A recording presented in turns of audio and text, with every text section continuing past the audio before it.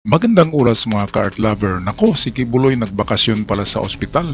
Mga 2 linggo daw ito ng palipat-lipat ng ospital para magkaroon ng treatment. Pero sa palagay ko para makabakasyon lang, di ba? Bakasyon for a short period of time. Kasi na-boring siya sa loob ng silda eh. Kaya kahit na ospital yan, basta palipat-lipat ay okay lang, di ba? At least madalaw siya doon ni yung chika babe niya na maganda at iba pang chika babe, di ba? At narito ang ulat galing sa Inquirer Today. Atin panoorin. Detained televangelist Apollo Kibuloy is now back at the Pasig City Jail after being hospitalized and treated for community-acquired pneumonia. The Bureau of Jail Management and Penology in a statement says Kibuloy was transferred back to the Pasig City Jail male dormitory on Wednesday evening, February 12, following weeks of hospitalization. The Kingdom of Jesus Christ founder was first brought to the Rizal Medical Center on January 18 after complaining of difficulty in breathing. Kibuloy was then transferred from the Rizal Medical Center to a private hospital in Pasig for further treatment. According to the BJMP, the Regional Trial Court Branch 159 ordered Kibuloy's transfer on January 23 to the Pasig City General Hospital, where he was diagnosed with community-acquired pneumonia and stage 2 hypertension. While confined at the Pasig City General Hospital, the BJMP says the court granted Kibuloy permission on February 7 to record a video for his senatorial campaign. The detained televangelist is charged with child abuse, sexual abuse, and qualified trafficking. Meron palang shooting sa kanyang senatorial na candidacy. Merong pictorial, nagipagpulong sa kanyang mga kung ano-anong kasama diyan or sa kanyang mga kagrupo, kamiyembro sa KOJC. Kandidato pala ito eh. At meron silang pinalabas sa kanilang website sa SMNI na #1 daw sa senatorial ito. Pwede namang #1 si Kibuloy sa senatorial. Pero kapag sila lang, di ba? Kapag sila lang na grupo, hindi itatapat yung alyansa ni PBBM. Sa kanilang linya siya yung pinakamayaman eh. Kaya pwede siyang maging #1. Kung pag-usapan ay pera. Diba? Atin na lang to antayin kung anong resulta nitong pagkandidato nito. Kung manalo ito talagang walang utak ng mga Pilipino. Diba mga kababayan, anong palagay nyo? Pag manalo yan, marami talagang walang utak. Diba? Okay, patuloy tayo sa balita from Inquirer Today. Sexual abuse and qualified trafficking. Natuloy na kahapon ang hearing para sa petisyon ni Kingdom of Jesus Christ leader Apollo Kibuloy na makapagpiyansa sa kasong qualified human trafficking.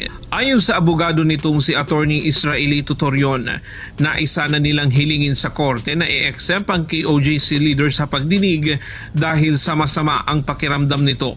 Ito naman na video ay nung nakaraang linggo ito humingi ng bail si Kibuloy na magpiyansa para hindi nadadalo sa hearing. Dito kasi ay kaharap niya yung si Amanda, alias Amanda yung kanyang pinatungan noon. Magandang babae. Dito makita natin sa susunod na clip. At ito naman si Attorney Turion, mukhang ito ang yumayaman ngayon eh. Kasi araw-araw eh. Siyempre, attorney's fee, si Kibuloy ngayon ang nauubusan ng gat ng pangdatong. Pero dito sa lugar namin dami pa rin KOJC na nag sa daan eh. Yung iba pakanta-kanta na may microphone, yung iba nasa boulevard. Humihingi daw sila ng ng parang tulong sa mga tao para panggastos ni Kibuloy sa itong pagkandidato pagkasenador. Kaya mga taga KOJC, huwag nyo nang sayangin ang inyong pagod at na kayo, mag-sariling buhay na kayo. Huwag nyo nang sayangin na magtrabaho kayo sa taong ito kasi ubos na ang kanyang swerte, nauubos na, wala na ang swerte. Kaya magsarili na kayo ng inyong buhay, baka sakaling aasinso pa kayo. Di ba? At bumalik na kayo sa inyong mga relihiyon. Okay, tapusin natin ang video. Ngunit napagtanto nila na hindi magiging maganda ang dating nito sa publiko. Naya po ni Pastor na maski malakas po yung ubo niya, no, pumunta talaga siya dito sa korte para ipakita na wala siyang kasalanan. Nagbigay naman ng kanyang salaysay si alias Amanda, ang pangunahing complainant at witness sa mga kaso.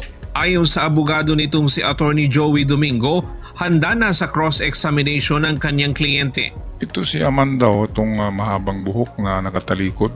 Ito yung kanyang attorney. Maganda rin to na attorney, si Domingo. At maghaharap na sila sa sa araw na ito mismo. Kaya lang wala tayong video. Sayang. Anyway, balik tayo kina Attorney Domingo at saka itong alias Amanda. Umaasa rin sila na hindi pagbibigyan ng korte ang hiling na ito ni Kibuloy. Very well, that's their right. Karapatan naman nila yun. Opo. This is the first na natuloy kasi yung January 10, nakaschedule kami for hearing supposedly for the first na sa petition for bail. Kaya lang nagpa-reset sila kasi sabi nila they reserve the right to have the accused confront their accuser in court. Although sinabi naman namin na complied naman yung requirement na yun kasi they are online, present naman sila sa video conferencing, and nag-object din kami kasi sinabi namin na kung kinakailangan naman pala nilang gawin yun, dapat sana minanifest na nila yun. Tama. Ano sa palagay niyo mga kababayan, mga card lover? Ito ba talaga'y acquired pneumonia? Ibig sabihin ng acquired, nakuha niya doon sa loob ng selda ng preso. Sa palagay ko hindi, sipon lang yan. Tapos ayun, ginawang alibay para makalabas, makapag hospital arrest, and then makapag-usap sa mga niya dapat kausapin at magipagkita rin sa lalabs na si yung chika babe niya na maganda, kalimutan ko na tuloy yung pangalan, Ibarra pala, si Ibarra. Yun, kaya eto sa palagay ko ay siyempre nakakaburing sa preso Kaya kung ano-anong alibay na lang, isang linggo doon sa isang ospital, lipat na naman sa isang ospital, 3 ospital yata. Kaya nung linggo lang na ito nakalabas to balik daw sa Pasig City Jail, pero tapos na yung kanyang mga dapat asikasuhin. Kasi video pictorial, shooting pa raw ng video at saka pictorial para sa kanyang campaign. Kaya seryoso pala ito na manalo.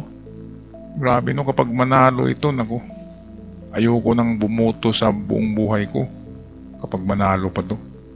Ay talagang walang mga utak ang Pilipino kung manalo pa ito. Diba? Ano sa palagay niyo mga card lover? Paki-comment sa ating comment section ang inyong saloobin.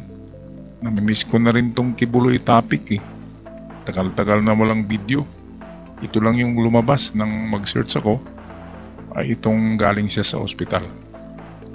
Okay, ako magpaalam na. Huwag kalimutan mag-subscribe sa ating channel para palagi kayong updated. God bless us all. Paalam.